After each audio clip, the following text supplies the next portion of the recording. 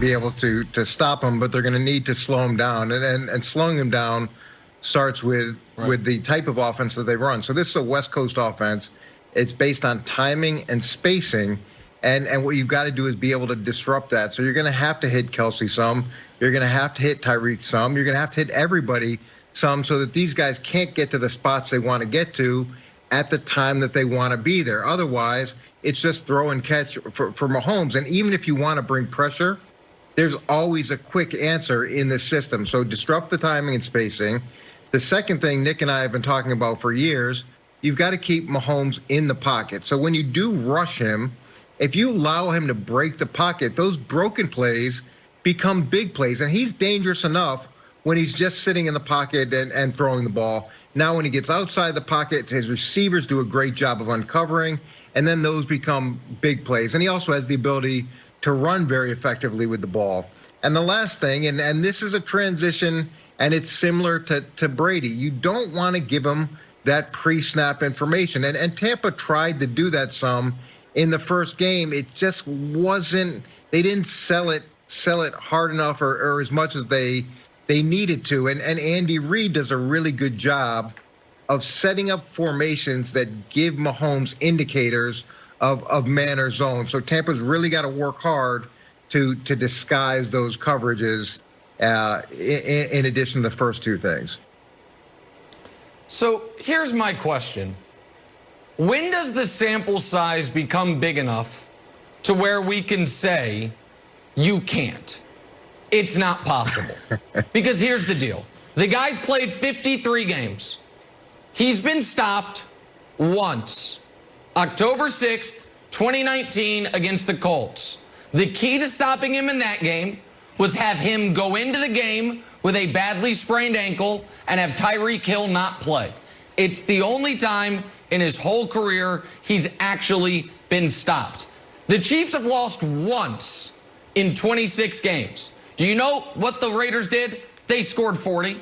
That's how they beat them. The Chiefs scored 32, by the way, despite having 2 touchdowns wiped off the board due to penalty. Since Mahomes threw his second pick of the Super Bowl, the Chiefs have had 10 drives, playoff drives, that didn't end in kneel downs with Mahomes on the field. In those 10 playoff drives, pardon me, they have 14 playoff drives. 10 touchdowns, 3 field goals, 1 punt, 0 turnovers. I don't think it's ridiculous or being a homer or being prisoner of the moment to say if there was a way to stop him, someone would have done it by now. Brandon, there does not appear to be a way. So you just got to go score. You got to go score because he's getting to 30. So you got to get to 35 somehow. I don't think that's over the top. No, you can't stop them. And Coach, you're the first person that really pulled back the curtain on this offense and why it's impossible. He talked about, Coach Mangini talked about this being a West Coast offense. Typically in a West Coast offense, you have a man side, you have a zone side. So Patrick, pre-snap read, he's going to drop back and say it's man-to-man, so he knows exactly where he's going. He also knows where his outlets are. And the reason why this offense is special, because they have the scheme and they have a quarterback who has the IQ and the feel to get the ball out quick when he needs to. He knows how to make the right decisions. He protects the ball. And then you throw on top of that the personnel. You have 3 guys on that offense that are not rated 99 on merit. I know you guys heard me say that before, but that's an important thing because if you double Travis Kelce, then you have Tyreek Hill. If you double Tyreek Hill, you have other wide receivers. And then this year they did something special, Kevin, where when the Buffalo Bills said we're going to drop everybody back in coverage, what did they do? They ran for 200-something yards on the ground. So this is a team that has all the answers, and we can go on and on about coaching. Andy Reid, Eric Bieniemy, being able to dial it up, like draw up the plays, creativity. We know about that. But then can you call the game? That's where they separate themselves from a lot of guys in the National Football League. It's about feel. It's 3rd and 1, 3rd and 2. Todd Bowles, 70% of the time, this is what he's going to do. do, but let's tweak it here. Todd Bowles, I don't think he's going to do that, so I'm going to actually come with this play. And that's where this team separate themselves. They have everything from coaches, players, to scheme, Wilds. I have a question for Coach. It's well said, Brandon. Do you think there is something of an X factor to the Super Bowl? Because Brandon says they're tough to beat. Nick will say, you know, they're unbeatable. But Tom Brady himself has been in 3 Super Bowls where the best offensive team's plans went awry. Whether it's the greatest show on turf for the first Super Bowl, the undefeated season where, you know, threw for 50 touchdowns, came in there and were helmet catch away from losing. And then Jared Goff and Sean McVay, the genius, scored 3 points. So is there an X factor to just being in the Super Bowl where these great offensive teams kind of go sideways?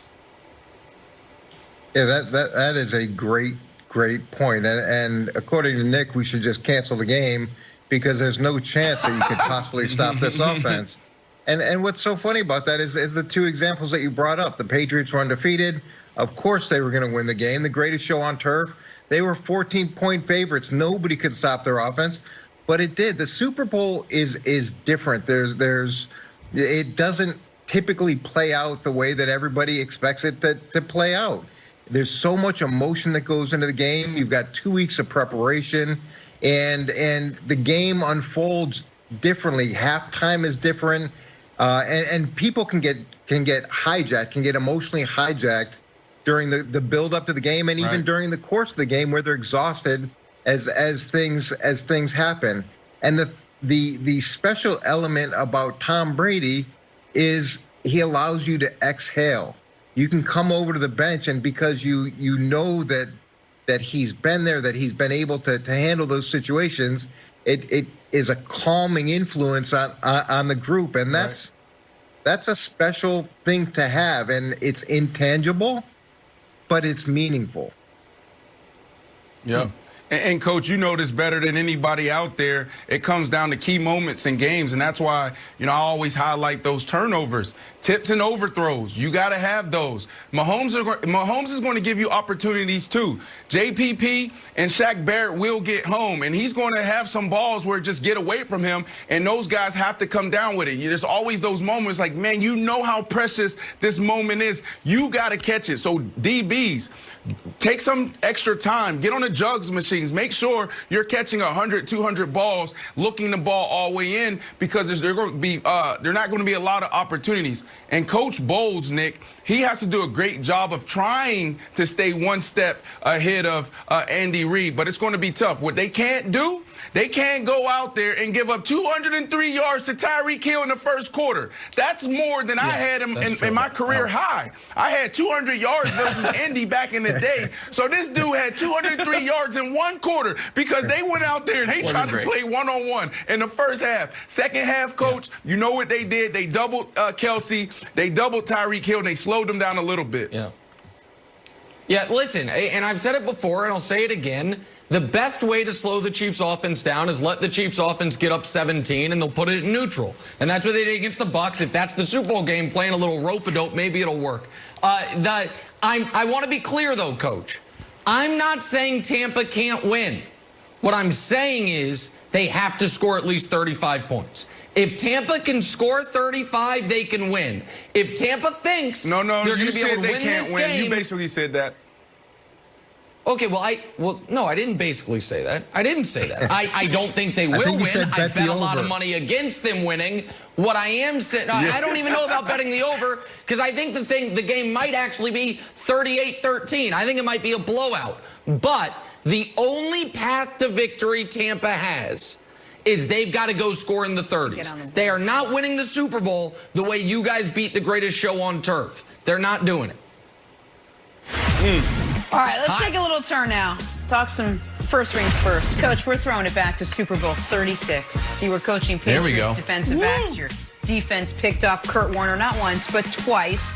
As Tom Brady, but more importantly, you, Coach, wins ring number 1.